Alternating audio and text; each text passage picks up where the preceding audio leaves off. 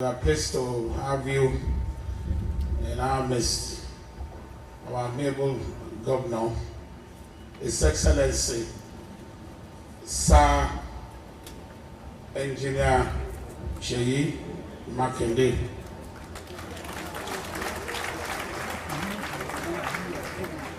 Your Excellency, kindly step forward. We want to allow you to speak to us at this moment. Thank you. Well, thank you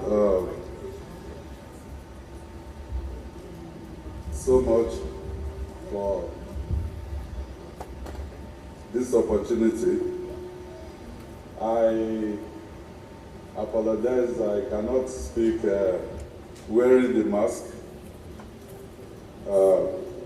But since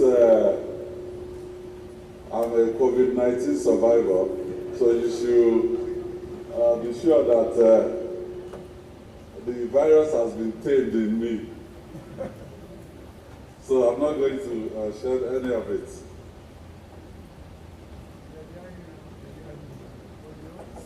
Well, I have with me here some officials of the state government, so I will briefly recognize them. I have the Deputy Chief of Staff here. I have the Chairman of Oyo State Advisory Council here. I also understand that the representative of Olubadan Ibadan land is here, the Ekef Olubadan, Senior Chief Late Bode Akindele. I have the Honorable Commissioner for Local Government and Chieftaincy Matters here, a couple of chairmen and chairpersons of boards and commissions, a few other political functionaries. I also want to specially recognize the prelates of Methodist Church of Nigeria, His Eminence Dr. S.C.K. Uche, also the Archbishop of Ibadan Methodist Church, Most Reverend Olumuyiwa Adejari. I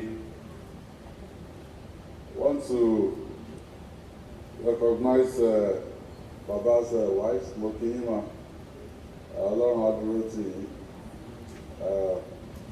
Amoki gbogbo ẹ̀yin ọmọ bàbá, the grandchildren as well. Mo gbà ládùúrà pé ọmọ rere náà máa gbẹ̀yìn gbogbo wa. There are members of the business community and captains of industry here. When we wear the mask, most of us, we always look like a lagbaja. So it's very difficult to recognize people. But I had Baba Olamakinde, Mokiyisa, the eminence. Abuki, other eminent Ibadan sons and daughters all over the world that are present here. Also all the clergies, my Lord spiritual and temporal, gentlemen of the press, and distinguished ladies and gentlemen. Abuki gbogbo ìjọ náà.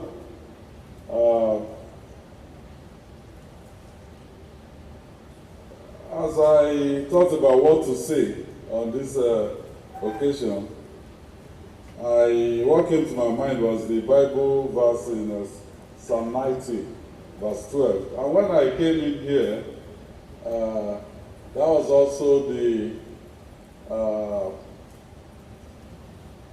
psalm that we read.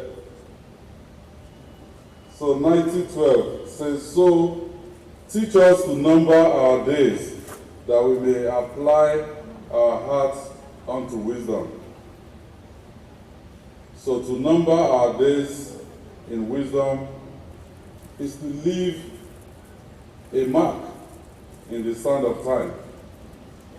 It means to ensure that when we're no more, and people are to speak of us, they will not struggle to find something good to say, because we have left a legacy for posterity. Well, indeed, the first time that I met Baba physically was in this church. I believe he sat here, and I said to him that, Baba, I have been looking for opportunity for us to meet face to face. Because every time when my own late father will be praying, he will say, Seyi, mo gbàládùra pé tí wọn náà bá dàgbà, bá dàbí bàbá tàwa họ́nà lónìí, bàbá Late Bode Akindele, the Parakoyi of Ibadan land. And to me ni pé Baba number his days in wisdom. Actually, it feels really weird for me, you know, to say late. Because it wasn't so long ago that I was talking to Baba. As a matter of fact, he called me like 2-3 times. And why? At the outbreak of this COVID-19 pandemic, Baba was looking for me to say, look, come and use my medical facilities as an isolation center for your state.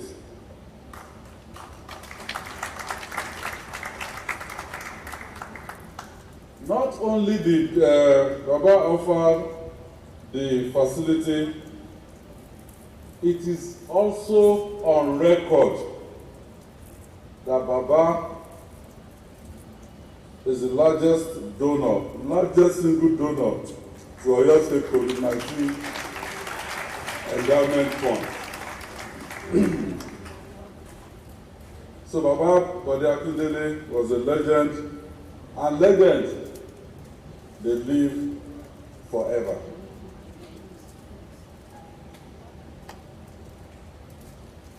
Baba achieved success as an entrepreneur, industrialist, and philanthropist. And so, he remained a model for me.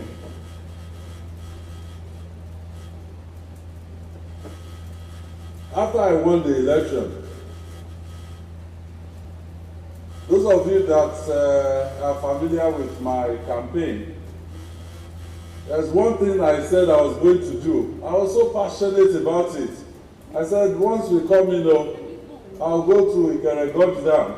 I will ensure that within my 1 year in office, Oyo State must go into fresh shrimp farming, freshwater shrimp farming. So, I came in, we started all the work, and so Baba invited me to his house at Alomada. I think I was with him for about maybe an hour and a half or 2 hours that day, and he tore all my ideas into pieces. Baba said, look, Seyi, let me tell you, I went into shrimping, and I had these partners in Spain, and he went on to mention all the things they did, the challenges in shrimping. And I could have committed a lot of Oyo State resources into that effort. So after I left Baba, of course, I really don't like to lose any argument. I don't like losing the election also. That's why when President was preaching, you know, in 2015, when PDP refused to give me their ticket, I was upset, so I decamped.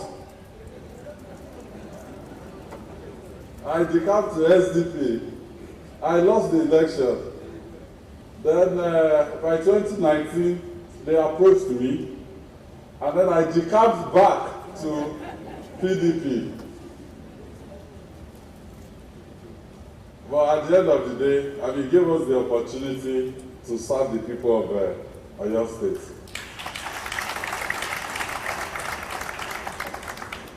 So me, I hate even losing an argument, talk less of an idea that I thought it was well thought out and just waiting to be executed. And then it is something old Baba just told me that, look, forget it, this is not going to happen because you'll be faced with this and this and this and this. So I went back home and I called some of the folks that are very close to me. I said, look, Baba has succeeded in tearing our ideas to pieces. So we won't go ahead with it because we will not commit Oyo State resources to a project that we cannot see the end from the beginning. So I lost. And then we went back to the drawing board. We were doing a lot more research to see if this can still be done in a way that will be beneficial to Oyo. So I was looking forward to an opportunity when I will win the argument with Papa. But Papa answered the call of God, and so I acknowledge that I lost that argument, and there's nothing I can do about it anymore. My joy is full today because I eventually got to meet Papa. I actually wish that my own father, would be alive when I met him, and I could have gone home that, Dad, I finally met the Papa that you've always prayed that I should be like him. I met him, and I met him even on that trajectory to fulfilling God's plan over my life. So the Chief Akindele that I knew was a kind-hearted man, easy to talk to and get along with. And when I say this, I know I speak for all. It's not only Mama and the children that will miss him, and the grandchildren will be sorely missed by all of us. He numbered his days in wisdom and left a pattern for us all. So the greatest tribute we can pay him is continue in his footsteps and making sure that his legacy does not die. And the prelate said, as you make that contribution, to Papa's foundation and the university, well, I will, but I need to make a clarification because security vote is a hot topic. I know a governor and his godfather who got into serious fights in this state because of security votes. So I will do in my capacity because I believe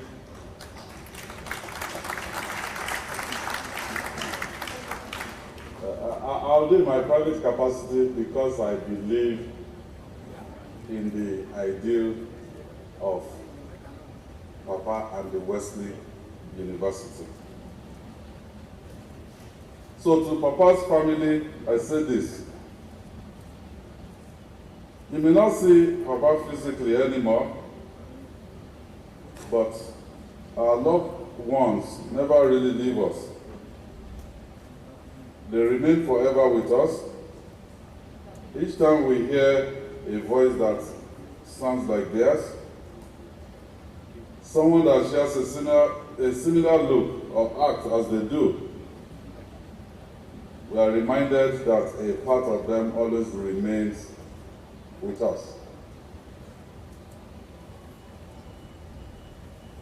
But even more than that, we take solace in the fact that someday, very soon, we will all meet again, never to part. So until then, I say, Papa, sleep on in the bosom of our Lord. Thank you, and may God bless you.